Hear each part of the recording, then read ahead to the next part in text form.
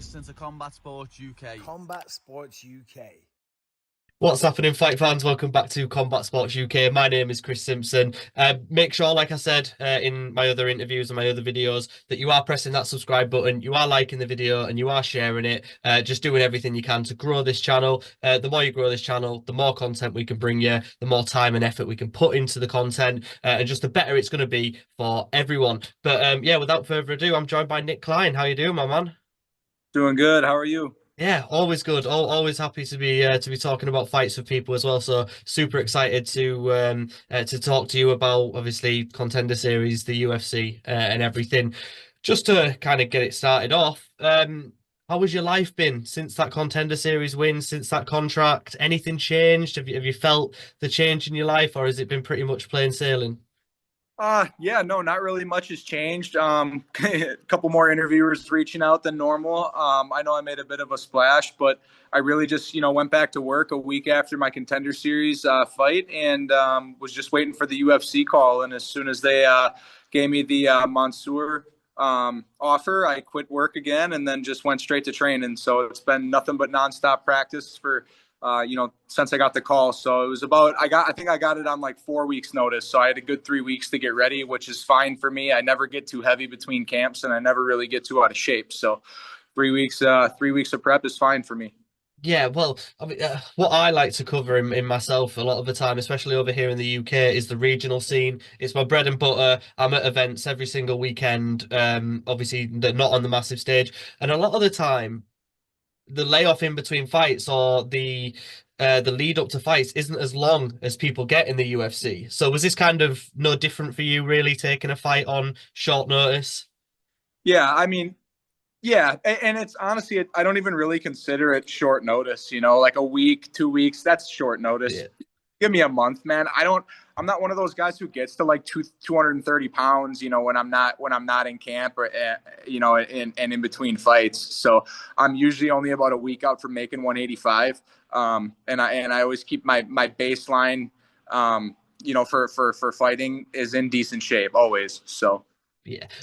prep is fine. Yeah, you find with the middleweight category is not so much now, but especially back in the day, people would balloon up and they would be pushing 215, 220, and they'd have to really struggle to get down to that. Like when obviously rest in peace, Rumble Johnson was making that weight. He was struggling. Obviously that led to the inevitable rise to light heavyweight.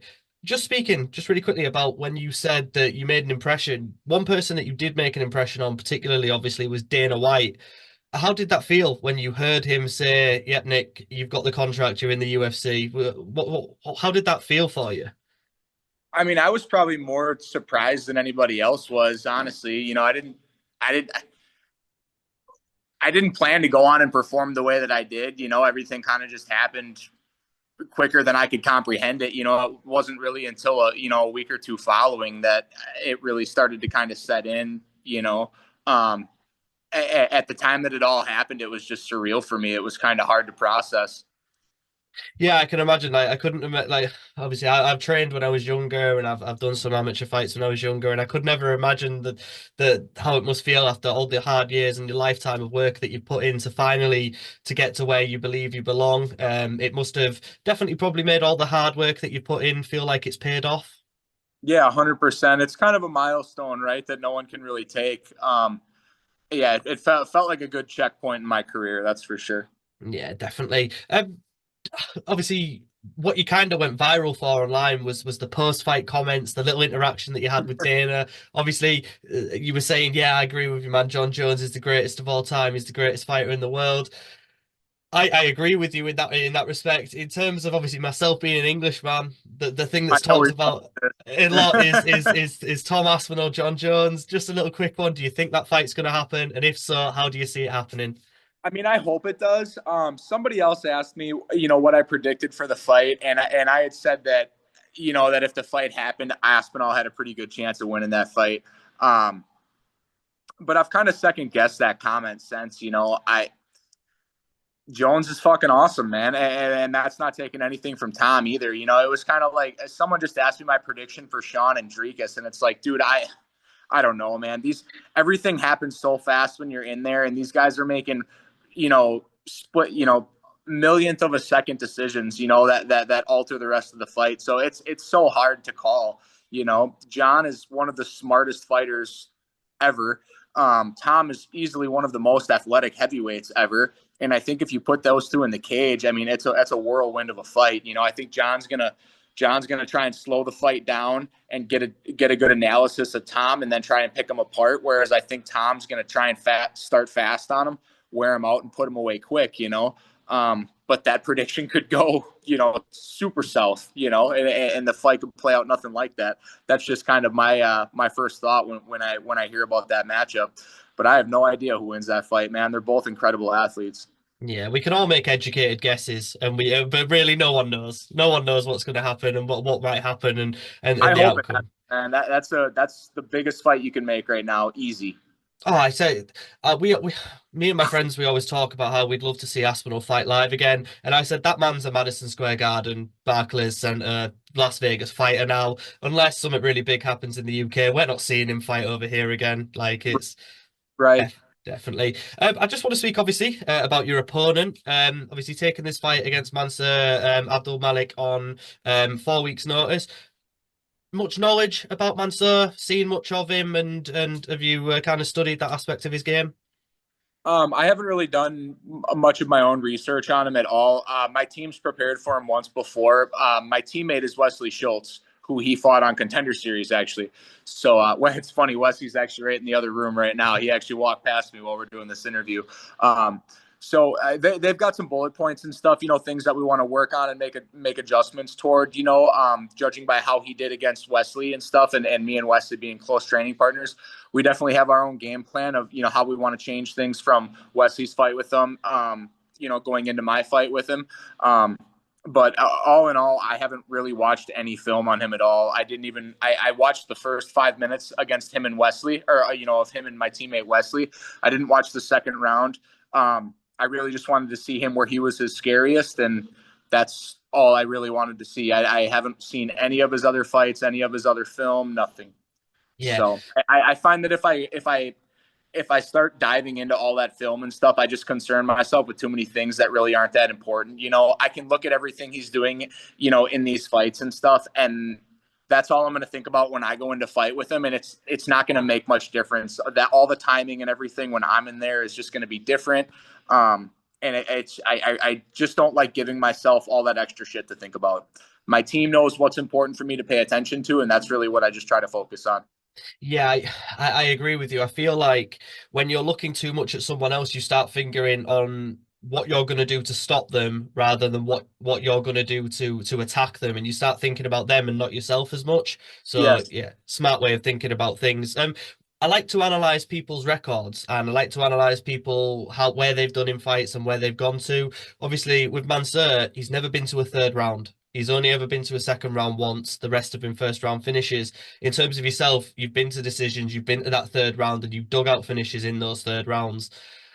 Do you feel like dragging him into deep waters will be a good game plan here, and to see how he copes in those later rounds? Yeah, 100%. I'm not just expecting him to wilt the second we get to the third round, though, either. I mean, he's obviously an incredible athlete. He's got all finishes. He's undefeated. He's training with a great team. He's out at Extreme Couture right now. I've been in that gym. I've seen what that culture is like, and I know what kind of athletes that they have. I'm not expecting an easy fight. I'm not expecting him to just be dying tired in the third round. I mean, the guy's tough as nails. His record proves that. I'm really just doing the best I can to prepare myself and make sure that I come in good shape. Yeah, was it always important as well for you for your first It's right there, party time. Yeah. We got to get him in focus. Oh, There he is. How you doing, my man? Yeah, like I was just saying, obviously, was it important for you for your first fight, official fight in the UFC, to make sure that you were testing yourself as much as you can, taking those difficult fights, and making sure that when you leave fight night, you've made a name for yourself, people know who you are, and you've got a win against some really great competition? Yeah, I mean, I don't really care who my first fight was going to be, as long as I had, just a couple weeks to prepare for him. I don't expect any easy fights. There's no easy easy wins or bad fighters in the UFC. You know, everybody that you match up with has at least one skill that earns them deserving to be there. Um, Mansoor is just a powerful, explosive athlete who has good fight IQ and knows how to go out and find a finish. That's just an obstacle that I'm going to have to learn, find a way to beat. So if it wasn't him, they would have offered somebody else that, was going to be really deadly somewhere in that fight. And like I said, possessed at least one skill that earned him deserving to be in the division. And that's just a different puzzle I would have had to solve. So whether it's Mansoor or any other middleweight in the division, whether he's 1-0 in the UFC or 0-2, I'm not overlooking any of these guys as an easy fight or an easy win. I think the second you overlook your opponent and think that you're just better than them is when losses start to come your way. So I really do the best I can to just perceive every opponent as a deadly matchup, because that just kind of motivates me to train my hardest and make sure that I show up my best. Yeah, definitely. You never want to take your foot off the gas. You always want to be the very best you can be when you're stepping into the cage. So yeah, I agree with you there. Just obviously moving on to just the broader spectrum of fighting and your sort of motivations and stuff. What are your sort of motivations and your inspirations to carry on this path and to get to the very best that you can be? Yeah, that's a tough question, man, and it's so loaded. I mean, I think if I gave you an answer in full, it would be a book that I'd write. Um, I I I think I just find regular life almost too easy, and I like where MMA and the competition of it just kind of puts me in that, I guess, primal state of thinking and preparation. Everything is, I find my mind just kind of wandering so many days, where I'll have a conversation with somebody and I'm not even listening to what they're saying because I'm just bored of it, just of the interactions of just going through the motions of, I guess, regular life. It's not until there's a dangerous, you know, force put in front of me, be it whatever opponent it is or whoever I'm training for, that it kind of just kicks me into gear, and actually, enables me to focus on something. And I don't know, just lights a fire under me to be motivated towards something, and just push my hardest to be successful at something. Yeah, it's a great answer. And I know you said just earlier on that you're not looking, you don't want to look past people. But one question I wanted to ask you was, in terms of the top 15, the top 10 in the middleweight division, obviously you've got a great fight style, you speak well. It doesn't take that many fights nowadays if you have those attributes to propel yourself into those upper spots. How do you kind of compare with yourself with a lot of the people in the top 10, the top 15, and how do you think you'd kind of fit into that bracket?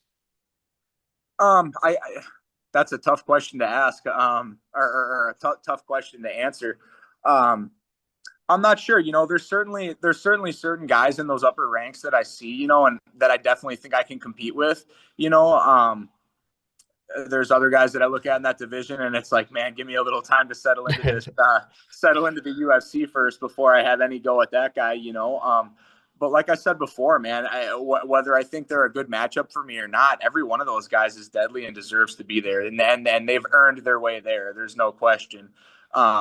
But I think if you give me a year or two to settle in and really hone my training, be able to make this my actual day job, because right now I'm not making enough money to do this full time. I have to work in between my camps and stuff.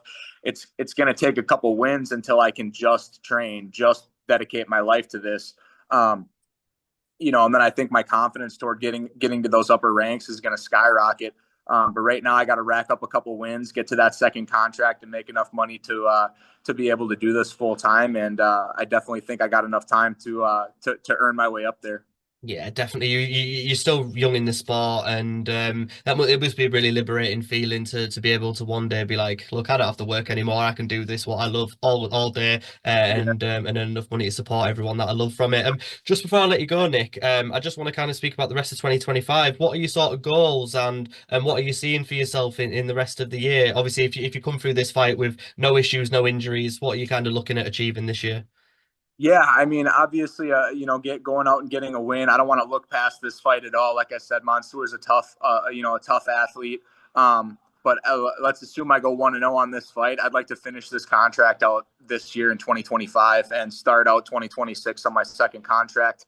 I'll be 30 in September. It'd be really cool to be through my first contract at 30 years old and start off my second contract in 2026. Yeah, well, we love it when people fight regularly. It keeps people fresh in the mind of the fans, and that's how you inevitably you keep moving up and you get eyes on you. But Nick, I just want to say thank you once again for joining me, mate. I really appreciate your time, and I'm really looking forward to seeing what you can do in the UFC. Yeah, not a problem, man. Thank you. Yeah, not a problem. Make sure you go watch Nick's fight. It's going to be incredible. And make sure that you follow him on all his socials, follow his journey. Like I said, this guy's got loads of talent. He talks a good game, he fights a good game, so it's going to be a really, really interesting career to keep hold of. But once again, all the best for the rest of your training camp. And yeah, all the best for fight night as well, my mate. Awesome. Thank you, sir. Awesome. Thank you.